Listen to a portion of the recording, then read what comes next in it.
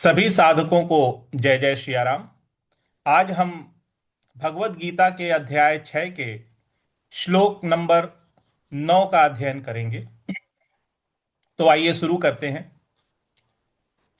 कृष्णाय वासुदेवाय हरये परमात्मने प्रणतः क्लेशनाशाय गोविंदाय नमो नमः। श्री कृष्णं वंदे जगद्गुरुम।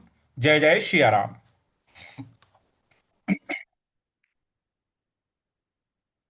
पठन शुरू करते हैं। ओम श्री परमात्मने नमः। श्रीमद् भगवद गीता अथ षष्ठोऽध्यायः। श्री भगवानुवाच। अब इस श्लोक पे आते हैं। शुहृन् मित्रार्युदासीन शुहृन् मित्रार्युदासीन। यहाँ जो ह्री, ह पर री है, यहाँ पर थोड़ा सा आघात देना है, हमें बल लगाना है। और आधा न म त्रा, तो म के ऊपर हमको आघात देना है। तो इसको इस प्रकार बोलेंगे। शुहृन् मित्रार्युदासीन सुहृन् मित्रार्युदासीन। अगला पद है मध्यस्थ द्वेष्य बंधुषु।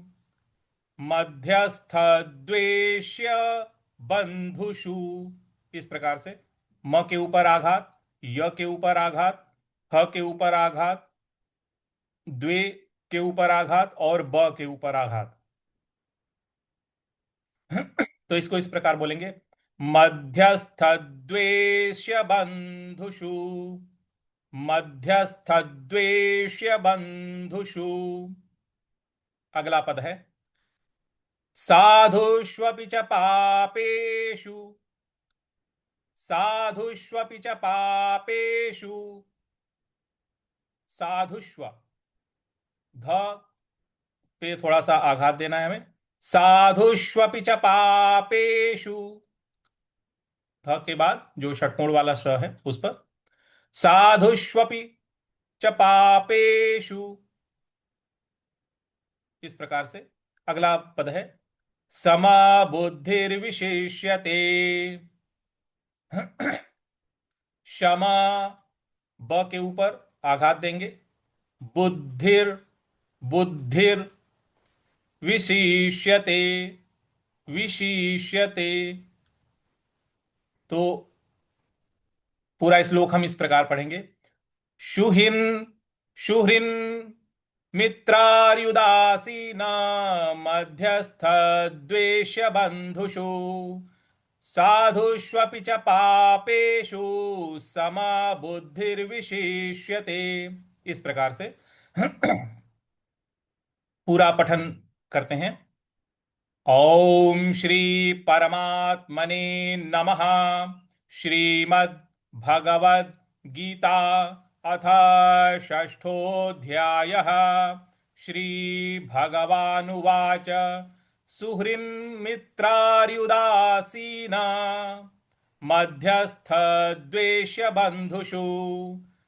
साधुष्वपि च पापेषु समा बुद्धिर्विशिष्यते।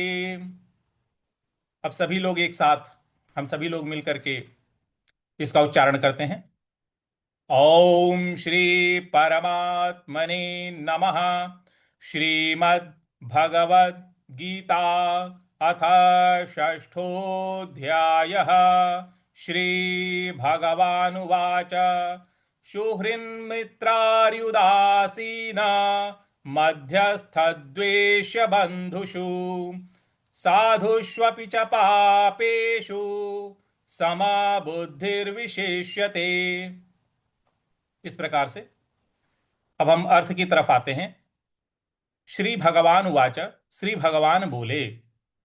सुहृद का अर्थ होता है सुंदर हृदय वाला, जिसका जिसके जिसका हृदय निर्विकार हो। मित्र का अर्थ है मित्र या दोस्त। उदासीन का अर्थ है जो उदासीन हो, ना काहू से दोस्ती ना काहू से बैर, पक्षपात रहित हो। मध्यस्थ का अर्थ है बिचवैया, जो दोनों साइड का जो भला चाहता है, दोनों ओर का जो भला चाहता है उसको बिचवैया बोलते हैं, मध्यस्थ बोलते हैं। द्वेष्य का अर्थ है द्वेषी, जो द्वेष घृणा करता हो। बंधु का अर्थ है संबंधी।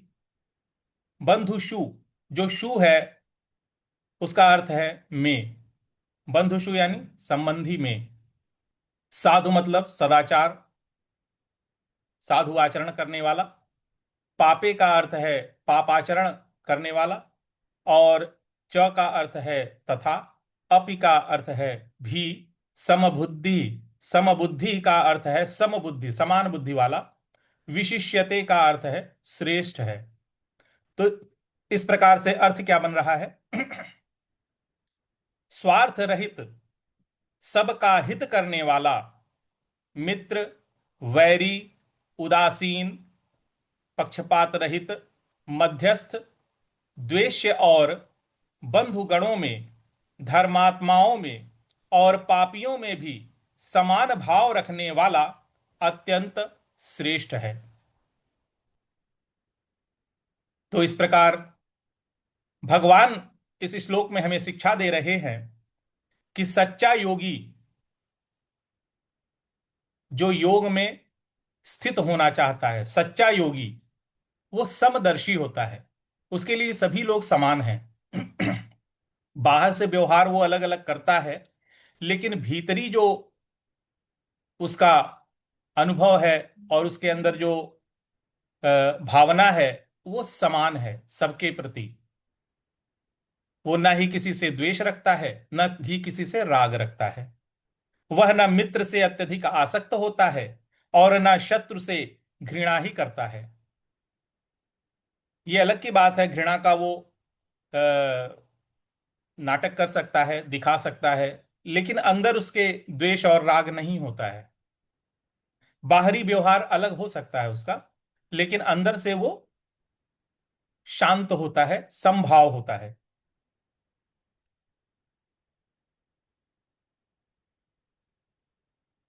राग द्वेष दोनों ही मन को बांधते हैं। किसी के प्रति अगर आप आसक्त हैं तब भी, और किसी से द्वेष रखते हैं तब भी, दोनों ही स्थिति में उस व्यक्ति, जिस व्यक्ति से आप आसक्त हैं या जिस व्यक्ति के प्रति आप राग द्वेष रख रहे हैं, दोनों ही स्थिति में वो आपके मस्तिष्क पर उसका अधिकार होता है, उसकी स्मृतियों का अधिकार होता है। तो दोनों ही आपको बांध देते हैं। हमेशा उसी के बारे में सोचना, अगर द्वेष है तो उसको कैसे हम नुकसान पहुंचाएं, कैसे उसको परेशान करें, इस प्रकार की भावना रहती है। और राग अगर है तो किस प्रकार से हम खुश रखें, किस प्रकार से उसके लिए हम, इस प्रकार से वो व्यक्ति जो है मानसिक रूप से बंधा हुआ रहता है। राग द्वेष दोनों ही मन को बांध लेते हैं। समभाव से ही आत्म शांति रहती है। समभाव में क्या होता है? न किसी के प्रति ज्यादा राग होता है, न द्वेष होता है। तो व्यक्ति भीतर से शांत होता है, ना उसको किसी को बहुत ज्यादा खुश करना होता है, ना ही किसी से बहुत ज्यादा घृणा करनी होती है। तो इस प्रकार आध्यात्मिक प्रगति का जो प्रमुख मापदंड है, हमें सब में एक ही आत्मा को देखना चाहिए, क्योंकि सभी में वही परमपिता परमेश्वर का अंश आत्म रूप में विराजमान है। उसी से पूरा विश्व संचालित है, वही सबको देख रहे हैं, वही सब कुछ कर रहे हैं। तो अगर व्यक्ति, मनुष्य राग रहित द्वेष रहित हो करके सभी के प्रति समान भाव रखता है, तो वह सभी के प्रति जो है आत्म भाव को देख पाता है, सभी के अंदर आत्मा को देख पाता है। तो भगवान यहां पे हमें शिक्षा दे रहे हैं कि सभी के अंदर हमें आत्मा को देखना चाहिए। तभी योग में हम उन्नत हो पाएंगे, हमारी दृष्टि तभी योग में आगे बढ़ पाएगी। तो इस प्रकार से भगवान ने हमें शिक्षा दी है यहां पर। तो आज के लिए हम इतना ही रखते हैं। अगर आपको यह अध्ययन उपयोगी लग रहा है तो चैनल को सब्सक्राइब करके साधना की इस यात्रा में सहभागी अवश्य बनिए। वीडियो को लाइक करिए, शेयर करिए, कमेंट अवश्य करिए, अपने भाव अपने विचारों को अवश्य दीजिए। हम फिर मिलेंगे अगले श्लोक में। तो आज के लिए इतना ही रखते हैं। कृष्णाय वासुदेवाय हरये परमात्मने प्रणतः क्लेशनाशाय गोविंदाय नमो नमः। श्री कृष्णं वंदे जगद्गुरुं। जय जय श्री राम।